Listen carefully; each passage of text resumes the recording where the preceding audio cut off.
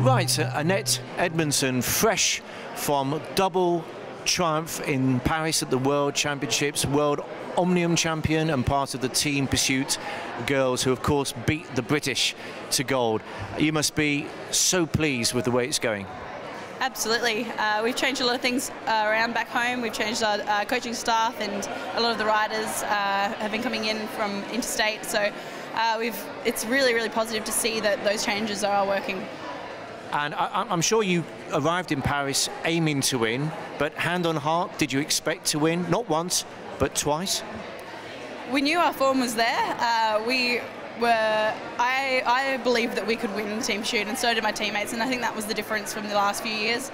The last few years we've been going well, but I don't think we've truly believed as a team that we can do it. So everything was different this year. It was a totally different vibe within the team, and so we were stoked to finally do it as well, because it's one thing to believe it, but it's another thing to actually do it on race day in front of a crowd and when the pressure's on. So we had two amazing rounds where we felt quite comfortable. We were competitive with our times, and we still had 4 riders, so we hadn't been giving it 100%. So I think that's when we knew that we had a very good chance. And but yeah, to win the Omnium as well was just a dream come true. Well, you've gone and done it now, haven't you? You only beat Laura Trott in the Omnium, and you beat the GB girls in the team pursuit. I guess, as you said, when you start to win, winning breeds confidence, doesn't it? When you know you can do it. But at the same time, those British girls, they're not going to take this lying down, are they? Absolutely not.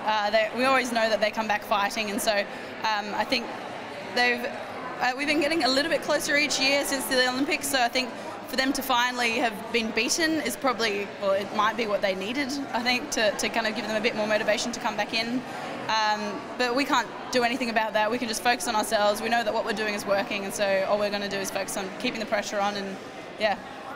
Every sport needs a rivalry.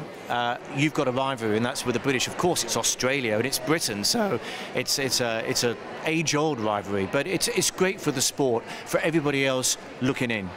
Absolutely. No one likes to see the same winner year after year after year, so it's good to give them a challenge, and it's quite funny because my mum's actually Scottish, so I'm half British, half Australian, so I'm kind of smack bang in the middle, but yeah, my light allegiance with Australia, obviously. Can we persuade you to become British?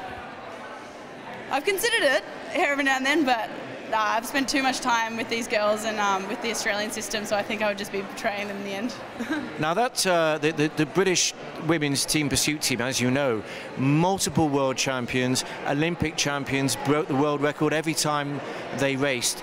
Has it been recognised back in Australia just what an achievement it is to beat, I don't know, one of the best teams in any sport in the world? I think it has for the first time in a long time. Cycling isn't as big a deal in Australia as it is in Britain. I find I get recognised more often in Britain than I do in Australia, as being Laura Trott's major opposition. So I think I was talking to my parents back home, and they said it has been on across every news channel. Whilst I was talking to them on Skype, they turned up the TV and the sports highlights were on, and we could hear about the team pursuit breaking the world record, and they were using words like smashed and obliterated, because 3 seconds in cycling is a big deal. And so for cyclists, we know that, but the media and yeah, non-cyclists back in Australia don't really know that as much. So I think it is stepping up in Australia, and that's what we really need to see. If we can follow in Britain's footsteps and try and boost this sport, it's just, yeah, it's going to be incredible. Well, next year, you've got the Rio Olympics, obviously, in the summer, but before that, you've got the World Championships, and they just happen to be in London. Now, if you go and do the same thing again in London on the British girls' own doorstep, you're going to really annoy them. Absolutely, but what can I say? We're up for a challenge, and if we can get one up over there, and I think that'd be brilliant for our mental strength as well. So, yeah, we'll give it a crack. It's clearly going to be close at the Olympics, whatever happens, but I guess it's really, really important to win the next world title, for you to prove that it wasn't a one-off, and for them to prove that they can be beaten, but they can bounce back, and obviously psychologically going into the Olympics. So I guess it was very important this year. It's possibly even more important next year. Absolutely. It's amazing to win a world title, but our goal has always been Rio and the Olympics. So next year we hope to come out on top, but the main thing will be when it comes to Rio, that's the one we want. Okay, well, I'm telling you now, if you win the Olympic gold medal, you're Scottish. I've got there's blue and white half on my flag, so I'll keep that. Now, Nettie, we've ascertained that you're really Scottish, not Australian, okay? Can you actually give us a Scottish impersonation? Och aye lassie. Okay, that was a Scottish impersonation. But of course you won a Commonwealth gold in the scratch in Glasgow last summer, and you made the most of your time in Scotland, didn't you?